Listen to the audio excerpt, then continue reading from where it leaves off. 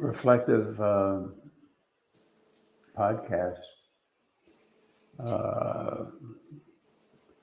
Probably better to do something like this when we can sit together in person and really go into it. But I think we can do it on the podcast and make it work. So here it goes. Before we really get into it, though, during the hurricane up here, the internet went out, and so I didn't get any television reception, or we really rely on the internet amazingly. It makes you realize how much we rely on the internet, But I did put a little antenna on one of the televisions, and I could get one news channel, and I really learned something from it that I otherwise wouldn't have learned. In previous podcasts, I said it's a good idea to watch different news channels, get different perspectives. And I certainly have my favorite channels and my favorite announcers or reporters. But nevertheless, I at least glimpsed the different ones. But with just having one channel, that's the only thing I could listen to for a week or whatever it was. And it was a dramatic experience for me, unexpected, because listening to that one channel, even though it was only for a week or whatever it was, I really felt myself getting really strongly biased in one of the candidates. Doesn't matter which one, really. One of the candidates.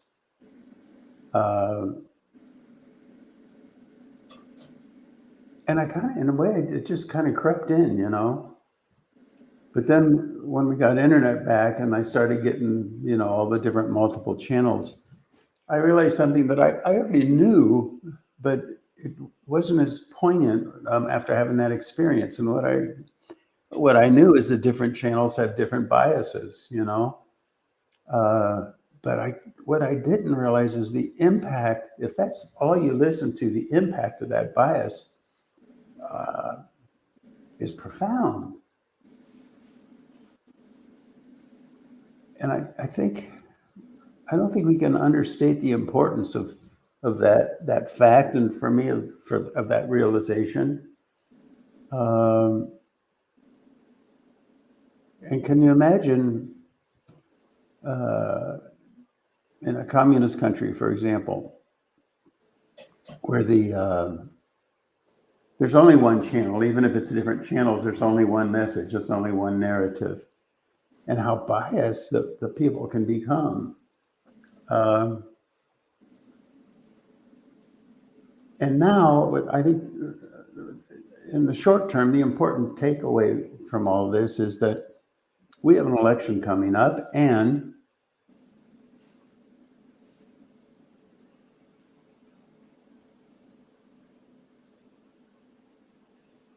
it's too late to really get an accurate assessment of what's going on.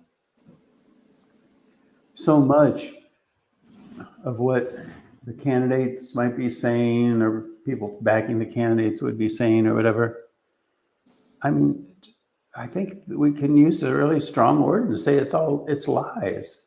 We're being lied to. And depending on what channel you listen to, who knows what you're being indoctrinated into believing. For me, I think it's my responsibility. I feel like it's my responsibility in my position, what I'm doing, to be well informed. And so I listen to a lot of news. I pay attention to a lot of news. I read a lot of news. But right now, the airwaves are just being dominated with campaign bias. So I don't know how, unless you really dug into, the past 5, 10 years, whatever, 3 years, 4 years, and really paid attention to what was going on, and not just through the channels of a biased perspective, but to really dig deep and get into it and figure out what's going on before you you can even responsibly vote. And that's how I feel about it. Is that clear, Scotty? Is that? Yeah, absolutely. Yeah. I was really staggered by it, and the power of the influence of watching one channel and only one channel for a week or so. And can you imagine there are people that listen to one channel so often? I hear people tell me, "Oh, well, I get my news from," and they cite one source. So who knows what they've been led to believe, So now, with respect to the hurricane, and the title of this podcast, Hurricanes Ancient Secret.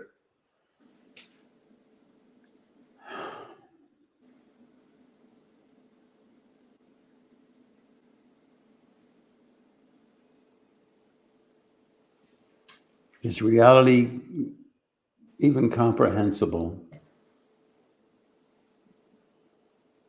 I was given a talk at the temple the other day, and I really emphasized how it's all about the Atma. What's that? The depth of one's soul, one's essence. And we perceive and actually create our reality, create the world, the universe, everything based upon that, and how it wells up through all the different levels of existence right to the surface. And I don't know how you even say this. It's almost something that, okay, you can say it, but it has to be really experienced. It really, excuse me, if the squirrels out there they're jumping all over looking for acorns and hopping through trees, and it's kind of a little distracting, but it's fun to watch them. And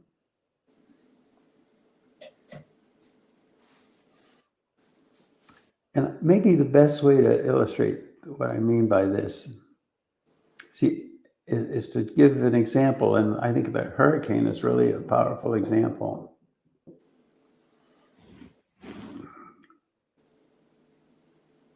Everything is infinitely correlated, infinitely connected. Why? Because it all comes from the same one source, the same one place. There's one absolute emerging within each individual through their individuality, through the Atma, but they're seamlessly integrated. So you have your universe, I have my universe, and they're so seamlessly integrated, though slightly different just because there's different perspective. Parallel universes, okay? The Sanskrit word would be prapancham. There's one universe, but we each have our own prapancham.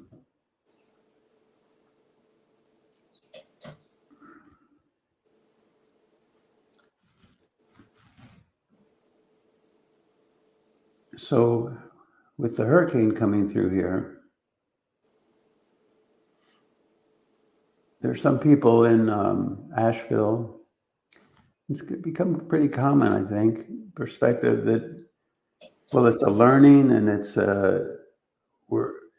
strengthening our commitment to one another and our resolve to help one another.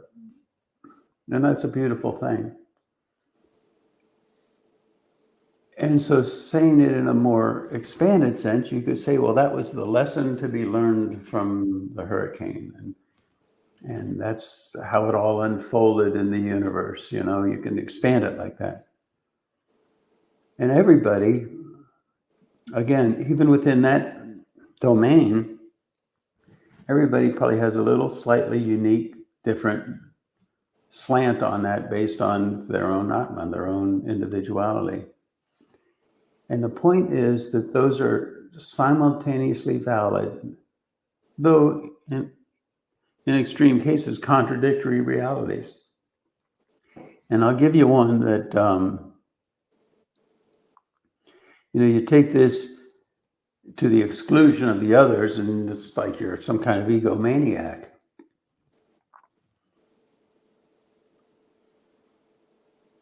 but it doesn't make people egomaniacs that they have their own Atman. Now, we can have biases, we can be confused, don't get me wrong. But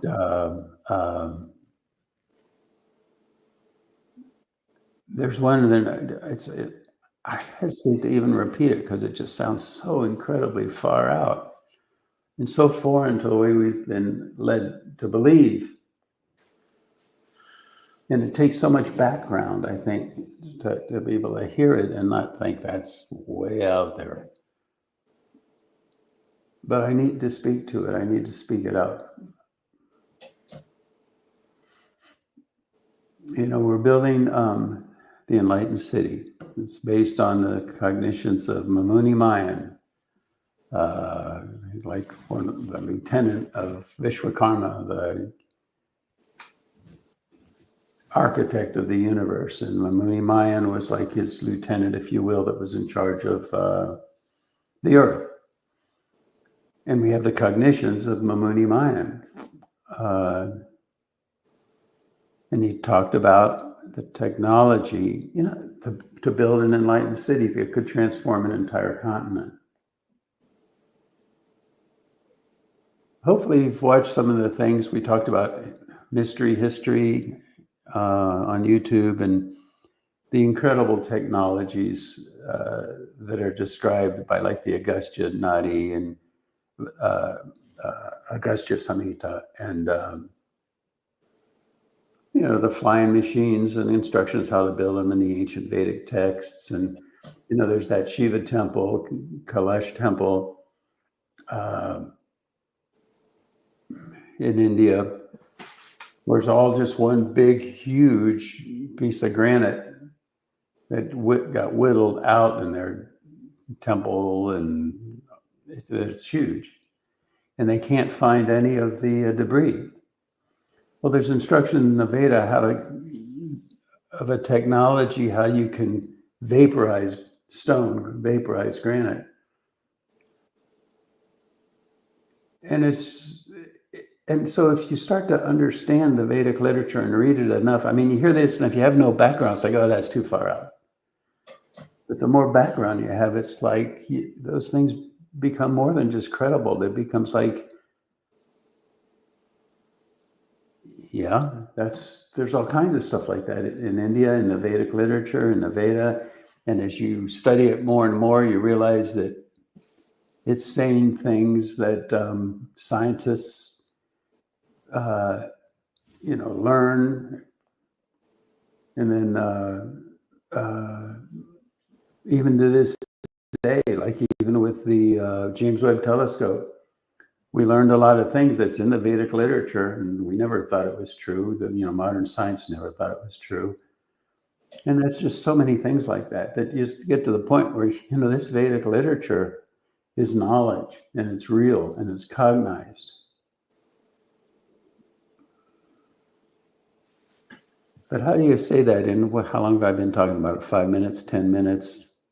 It's not enough to make it real for an individual. You can maybe get it if you follow this, okay, intellectually, okay, yeah, okay, I get it. I get what he's saying. But that's just something you put in a shoebox and stick on a shelf in your closet. Say, okay, I get that now, but that's not really finding it within yourself, and that's when it really matters. So one other simultaneously valid reality is that positive attracts negative. And what we're doing here by building an enlightened city is a hugely powerful wave of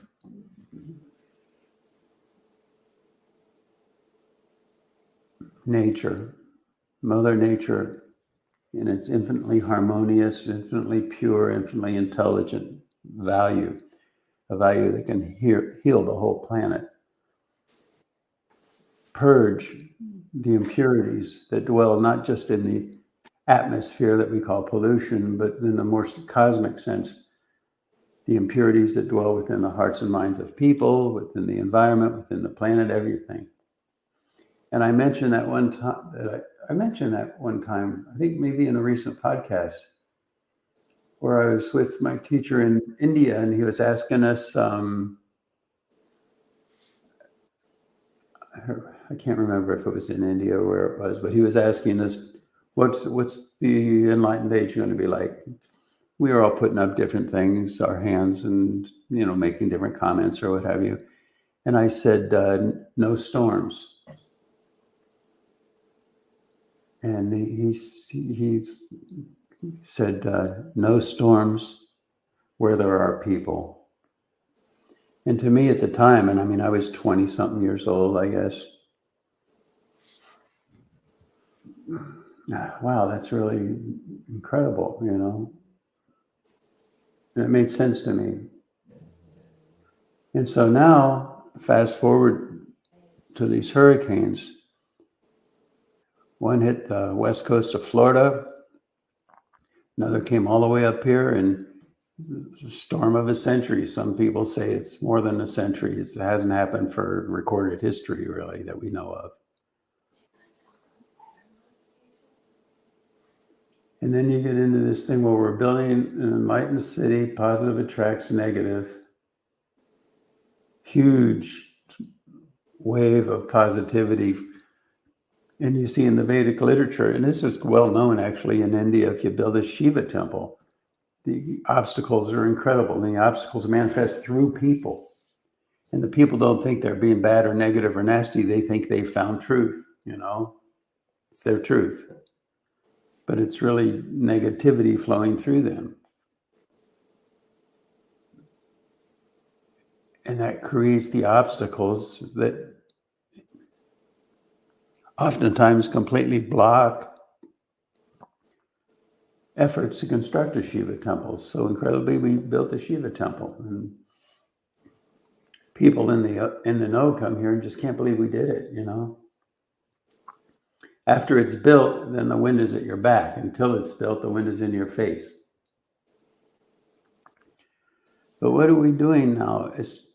That was just step one. Because really what we're doing is building an enlightened city with incredible force of positivity to purify an entire continent. So the obstacles are incredible. And it makes you wonder, and this is just one, here's the thing, it doesn't negate other realities. There's an infinite number of simultaneously valid yet contradictory realities. And you can't help thinking, especially if you know the history of this place and the obstacles that we've endured and all the principles of and nuances of occurrences. But you can't help but to think, did this wave of positivity attract that negativity, attract that storm, and pull it all the way up here in the mountains of Western North Carolina? And again, that's one reality.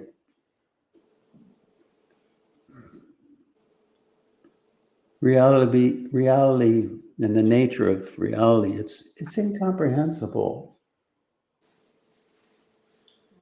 Somebody once was trying to explain the principle of karma to a friend of his. He was a student. He was trying to explain it to a friend.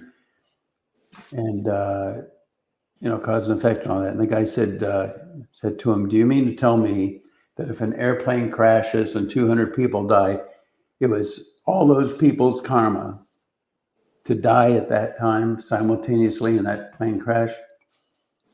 And he brought it up to me, and I said, you go back to that guy and you tell him, yes, absolutely.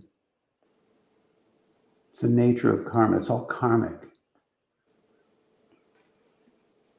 But how do that level of infinite correlation that each individual on that plane, it all correlated.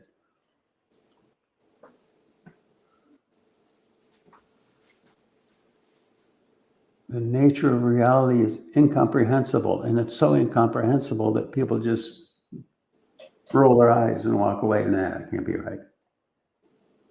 all the Vedic literature, incredible. I hesitate to even say what the golden age will be like. It's just too unimaginable, too unacceptable, too incomprehensible. And so it's rejected.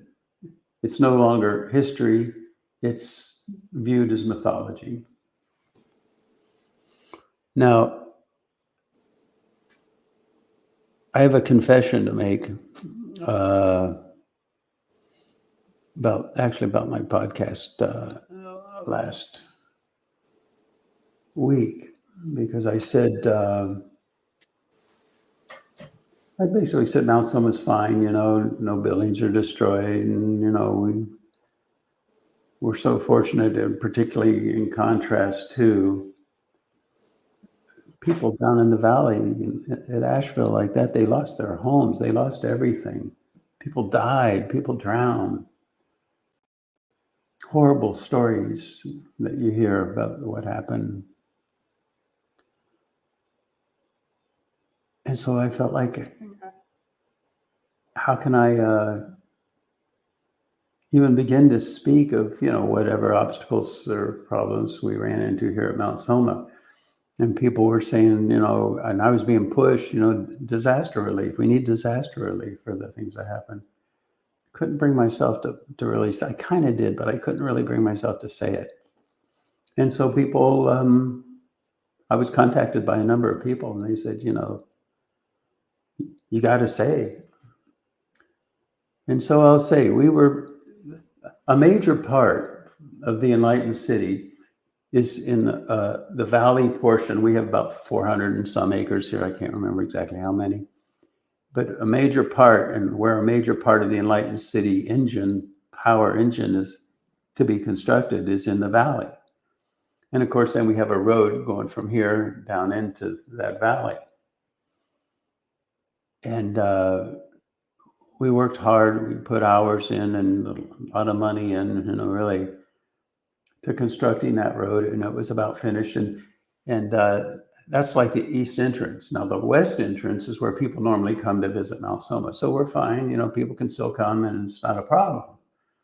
In fact, we heard recently from the state trooper and the people in charge of this particular area that we're good. Use the roads, and it's all fine.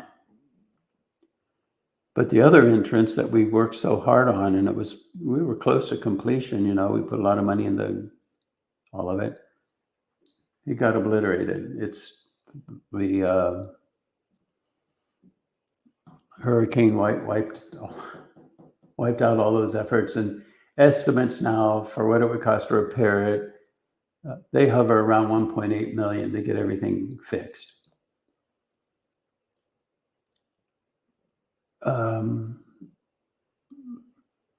And I think also, as a lot of you know, Mount Soma was getting so busy that the county required us to upgrade to a commercial kitchen and things like that. And it's been over a year, and we still don't have a building permit. And it makes you wonder why.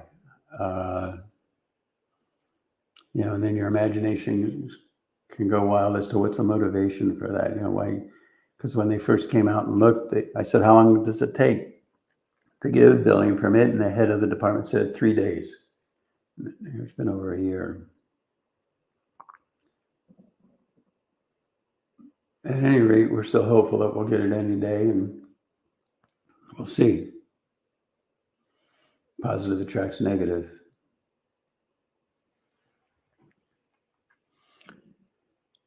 So people were really pressuring me that you got to, come clean, really, and I just felt like, well, we're okay, None of the buildings were destroyed. We're living here. Yeah, power went out for a while. That's nothing compared to what other people experienced. So how can we ask for help? But they made their points, and their points made sense to me. And so, if people can help, at least, there's the short-term need, which is just to keep cash flowing. And then there's the long-term need, which is to rebuild that road, And we need that road before we can complete the enlightened city. Sometimes I feel like we're climbing a mountain. We've got this big boulder on our shoulders of the negativity that this wave of positivity attracts. And the only way to get that weight off our shoulders is to get to the top of the mountain and complete the enlightened city. So there you have it. I hope that makes sense. Now, well,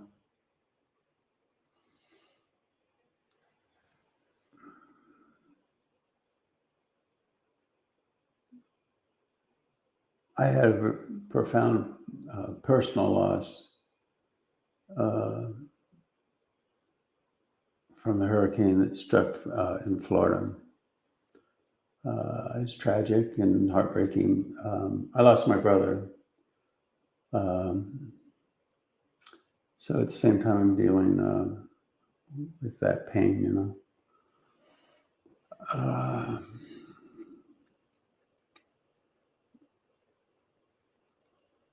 Scotty, is there anything else before we close? Is that? No, I think you covered everything. Okay. All right, everybody. Well, thanks for listening. If you can help, in the last week's podcast, we posted.